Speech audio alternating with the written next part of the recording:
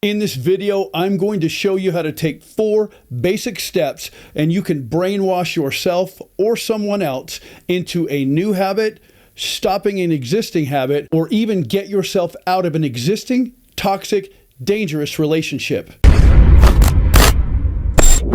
This will work on most people, but as for today, I'm going to show you how to do it to yourself. Yes, this can be done to other people, but let's work on you. Who, me? Yes, me. Couldn't be. Then who?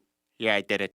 First things first, we need to understand that in your brain you have what's called the reticular activating system. The reticular activating system is the part of your brain that memorizes everything that you like, and it focuses the attention on finding the things that it believes are important to you. This is in the limbic system part of your brain. If you take your fingers and poke them into your ears, in the center between your fingers, that is the limbic system. This is where the hypothalamus, the hippocampus, the amygdala, and all other parts of what are called the mammalian part of your brain live. The 4 steps I'm going to show you will activate that mammalian system, which is what makes all of your decisions. It will drive it down into the old reptilian part, and that will cause the neocortex, that piece on the top with all the wrinkles in it, that will cause that to make the right decisions going forward.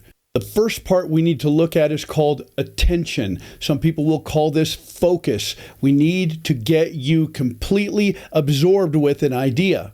For the first couple weeks of doing this, I'm going to ask you to have something that will remind you every day. This could be reminders on your phone. This could be going really old school and taking some sticky notes and putting them around your mirrors and on your refrigerator. It's anything to keep these things in the center of your focus every single day. Once you've set up that part around your house and around your workplace so that no matter where you are, you're reminded of what I'm going to show you, step 1 is finished and we move to step 2. And that is we are going to engage your feelings. This is where we need to engage the limbic system, the mammalian part of your brain. This is the home of all of your emotions. So to drive this change into this part of your brain, what you need to do is to be able to project forward into what it would ultimately work out to be if everything went completely wrong with the plan and the path that you're currently on. For an example, let's say that you're in a toxic relationship. Maybe your friends have told you that this is something you need to get out of. Maybe you have figured it out for yourself. What you need to do is to forward think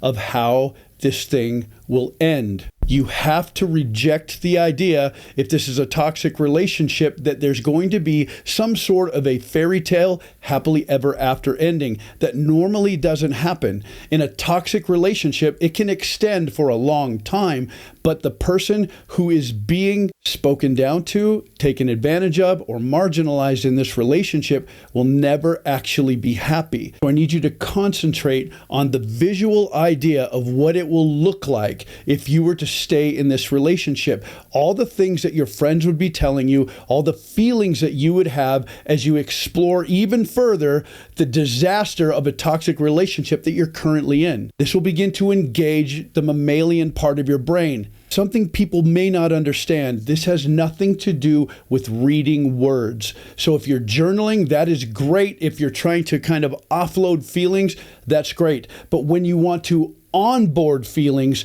you need to get visual. Think about when you're training any kind of a mammal.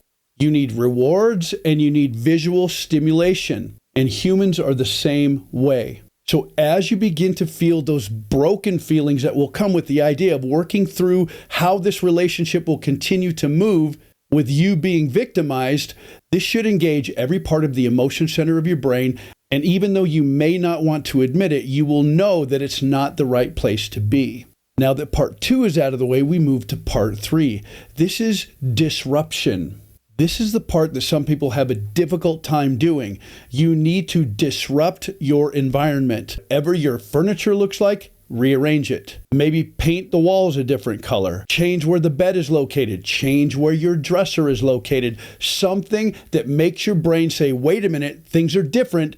things are new. This is important because as your brain is recognizing something is different, it will begin to create new pathways of doing things. These are called neuronal pathways in your brain, and yes, they will work and they will be created. So you must disrupt your current situation. So once you've done things like rearrange furniture, change colors, then you have to look at things like changing your specific calendar, drive a different way to work, do things in a different order, get up at a different time, have dinner at a different time. All of these will affect you in a way that your brain is going, wait a minute, something is different. We have to get way back to basics here and set everything in order. Once this subsides and you're now used to everything that you've done, change it again. That's step 3. Now on to the 4th and final step.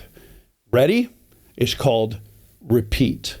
Yes, we're going to change the time that you have set up on your phone for those alerts and those reminders that tell you what's going on and tell you to think about the relationship. You're going to take your little Post-it notes, you're going to take them off and rewrite them, maybe even on a different color, place them in different areas, but they must be in places where they get your attention. Then we continue the disruption pattern. We drive a different way to work. We eat dinner at yet a different time. We do something in our leisure time that we would not normally do. We're disrupting our lifestyle. And what this accomplishes as we repeat this over and over, this rebuilds the way that you function in your particular situation. And once your body and your brain are focused on functioning in a different way, this will help you to now challenge yourself to stop participating in this toxic relationship. Because once you've talked yourself into doing things completely different in your home, completely different on your way to work, then talking yourself into doing something different with your relationship is a snap. Some people, you only have to do this a couple of times. Some people, it takes a half a dozen times or more.